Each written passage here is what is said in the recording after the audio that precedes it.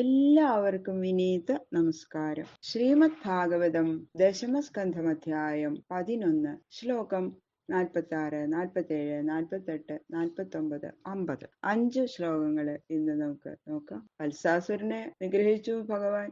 കുട്ടികൾ അവിടെ ചെന്നിട്ട് പറയണം, വീട്ടിൽ പോയിട്ട് വലിയൊരു അസുരൻ പശുക്കുട്ടിയുടെ രൂപത്തിൽ വന്നു, ഞങ്ങൾക്കൊന്നും മനസ്സിലായില്ല കേട്ടോ.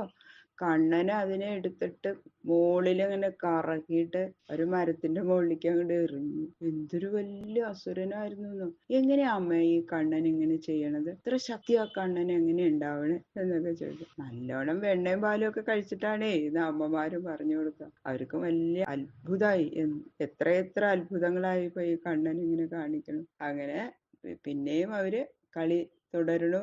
കളിയോട് കളിയാണ്. കാട്ടിൽ പോയ ചോറൊക്കെ, ഉച്ചക്കുള്ള ചോറൊക്കെ പൊതിഞ്ഞു കൊണ്ടുപോയിട്ട് അവിടെ ഇരുന്നിട്ട് മരത്തിന്റെ ചുവട്ടിലിരുന്നിട്ട് ആ ഭക്ഷണം. അങ്ങനെ അവര് രസമായിട്ട് കളിച്ചുകൊണ്ടിരിക്കണമ്പോ വെള്ളം കുടിക്കാൻ ദാഹിച്ചു. തടാകത്തിന്റെ തീരത്ത് നിന്നപ്പോ അവിടെ ഇരിക്കണം ഒരു ഭയങ്കരാസുരൻ. അടുത്ത ബകാസുരൻ. ഈ ബകാസുരനെ വധിക്കണതാണ് അടുത്ത ശ്ലോകങ്ങളിൽ. കൃഷ്ണായ വാസുദേവായ ഹരയേ പരമാത്മനെ പ്രണതക്ലേശനാശായ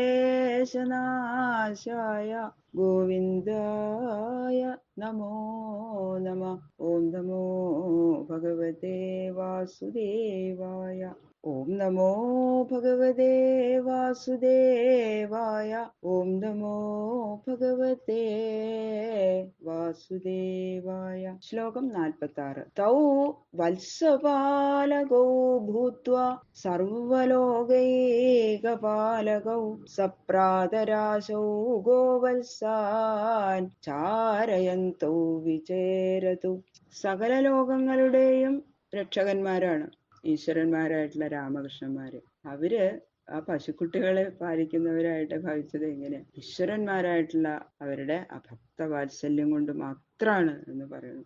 ഗോപന്മാരും രാമകൃഷ്ണന്മാരും രാവിലെ നേരത്തെ എണീക്കും. അവർക്ക് കാട്ടിൽ പോയി കളിക്കണം എന്ന് മാത്രമേ വിചാരമുള്ളൂ. ഞങ്ങൾ അവിടെ ഇരുന്നിട്ടാട്ടോ ഭക്ഷണം, ഇനി ഞങ്ങക്ക് ചോറ് അങ്ങോട്ട് പൊതിഞ്ഞു തന്നാ മതി എന്ന് പറഞ്ഞിട്ട് ആ പൊതിച്ചോറൊക്കെ എടുത്തിട്ടാ അപ്പൊ പശുക്കുട്ടികളെ ആട്ടിക്കൊണ്ട് അവിടെ ഇങ്ങനെ പല സ്ഥലത്തും നിർത്തി പുല്ല് തീറ്റിക്കും. അതിന്റെ ഇടയ്ക്ക് കണ്ണനോടെ കുഴല് വിളിക്കും, പിന്നെ കളിക്കും. അങ്ങനെ ആ പശുക്കളുടെ പിന്നാലെ ഇങ്ങനെ സഞ്ചരിച്ചു രാമകൃഷ്ണന്മാര് എന്ന് പറയുന്നു. ഗോവത്സാൻ ചാരയന്തോ വിചേരതു.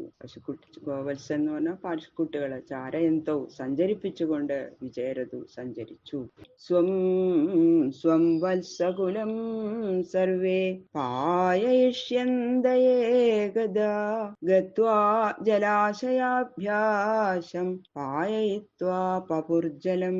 ഇങ്ങനെ പശുക്കുട്ടികളെ പാലിച്ചുകൊണ്ട് അങ്ങനെ പോണ സമയത്ത് ഒരു ദിവസം ആ ഗോപന്മാരെല്ലാവരും അവരവരുടെ പശുക്കുട്ടികളെ വെള്ളം കുടിപ്പിക്കണം എന്ന് വിചാരിച്ചിട്ട് ഒരു തടാകത്തിന്റെ കരയ്ക്കല് ചെന്നു. കുട്ടികള് വെയിലത്ത് നിന്ന് ഇങ്ങനെ പുല്ല് തിന്നുമ്പോ അവർക്കും ദാഹിക്കുമല്ലോ, കുട്ടികളും കുടിക്കും വെള്ളം. അങ്ങനെ ആ പശുക്കുട്ടികളെ വെള്ളം കുടിപ്പിച്ച ശേഷം അവരും വെള്ളം കുടിച്ചു. തേ തത്ര ദദൃശുർബാല മഹാസത്വമവസ്ഥിതം തത്ര സുർവജ്രനിർഭിന്നം ഗിരേ ശൃംഗമിവച്യുതം. അപ്പോഴാണ് ആ കുളത്തിന്റെ കരയിൽ ഒരിടത്ത് അനക്കല്ലാത്ത ഒരു വലിയ ജന്തു ഇരിക്കുന്നു. ഇത് എന്തൊരു ജന്തു അത്? പർവ്വതത്തിന്റെ ഒരു ശിഖരാണോ എന്ന് തോന്നിയെന്ന്. അത്രയും വലിപ്പുണ്ട്. ഇവര് ഇതിനു മുമ്പ് ഇങ്ങനത്തെ ഒരു സാധനത്തിനെ കണ്ടിട്ടില്ല. അവര് വല്ലാതെ പേടിച്ചു. ഇന്ദ്രന്റെ വജ്രായുധത്താൽ മുറിക്കപ്പെട്ട പർവ്വതത്തിന്റെ ഒരു ശിഖരാണോ? പണ്ട് പർവ്വതങ്ങൾക്കൊക്കെ ചിറകുണ്ടായിരുന്നു എന്നാ പറയുന്നത്. അതിന് ദേവേന്ദ്രനാണ് അവരുടെ ചിറക് മുറിച്ചത് ആ ഇന്ദ്രന്റെ വജ്രായുധം കൊണ്ട്. അതുകൊണ്ടാണ് പറയണത് ഇന്ദ്രന്റെ വജ്രായുധത്താൽ മുറിക്കപ്പെട്ട വജ്രനിർഭിന്നം എന്ന് പറയുന്നത്. വജ്രായുധത്താൽ മുറിക്കപ്പെട്ട അതുപോലെയുള്ള ഒരു അതിന്റെ ശിഖരാണോ എന്ന് തോന്നണ പോലത്തെ ഒരു ജന്തു. അങ്ങനെ ഇരിക്കണണ്ടപ്പോ ഇവർക്ക് പേടിയായി. കുട്ടികളെ ഓടിപ്പോയി അവിടുന്ന്. കണ്ണനോടും കൃഷ്ണനോടും രാമനോടും പറഞ്ഞു, അവിടെ ഒരു ജന്തു ഇരിക്കുന്നുണ്ട്.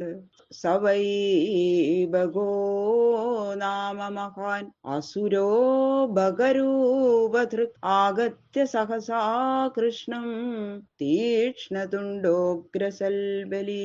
അപ്പോഴേക്കും രാമനും കൃഷ്ണനും ഇവര് പറയണ കേട്ടപ്പോ ഓടി വന്നു. നോക്കിയപ്പോ അതിഭയങ്കരനായിട്ടൊരു കൊക്കിന്റെ ആകൃതിയിലാണ്, കൊറ്റിയുടെ ആകൃതിയിലാണ് ഇരിക്കുന്നത് ആസുരൻ. കണ്ടപ്പോ തന്നെ കണ്ണന് മനസ്സിലായി ഈ കൃഷ്ണൻ വരണത് അങ്ങോട്ട് കണ്ടില്ലേ?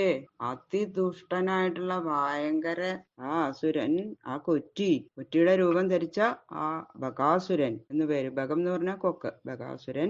അതിന്റെ മൂർച്ചയുള്ള കൊക്കും അതിഭയങ്കര നല്ല ശക്തി ഉണ്ട് അവന്. ഓടിച്ചെന്ന് കൃഷ്ണനെ അങ്ങോട്ട് അങ്ങോട്ട് വിഴുങ്ങി ഉള്ളിലേക്ക് ആക്കിന്ന കൃഷ്ണനെ വിഴുങ്ങി. അങ്ങോട്ട് കണ്ടില്ലേ, എല്ലാവരും പേടിച്ചു കരയാൻ തുടങ്ങി. കൃഷ്ണം മഹാഭഗഗ്രസ്തം ദൃഷ്ട്വാ രാമാദയോർഭഗാ ബഭൂവു ഇന്ദ്രിയാണീവ വിനാ പ്രാണം വിജേതസ.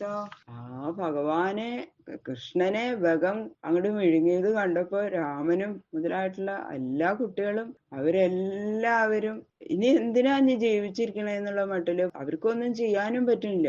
എല്ലാം കൂടി എന്താ ചെയ്യണ്ടേന്ന് അറിഞ്ഞൂടാ. എന്ത് ചെയ്തു? അവരെല്ലാവരും വല്ലാത്ത വിഷമം കൊണ്ട് മോഹാലസ്യപ്പെട്ട് വീണു. രാമനും ആ ഗോപന്മാരെല്ലാവരും ബോധം കെട്ട് അങ്ങോട്ട് വീണു. അവർക്കൊക്കെ നല്ല സാമർഥ്യം ഉണ്ട്, എന്നാലും എന്താ ചെയ്യണ്ടേ എന്നുള്ളത് അവർക്ക് അങ്ങോട്ട് അറിയാതെ, ഒന്നും ചെയ്യാൻ ശക്തിയില്ലാത്തവരായി പോയി. ആ സമയത്ത് അങ്ങോട്ട് സ്തബ്ധരായിട്ട് എല്ലാവരും ബോധം കെട്ട് വീണു എന്നാണ് പറയുന്നത്. ബാക്കിയുള്ള ശ്ലോകങ്ങൾ നാളെ നോക്കാം. സർവത്ര ഗോവിന്ദ നാമ സങ്കീർത്തനം.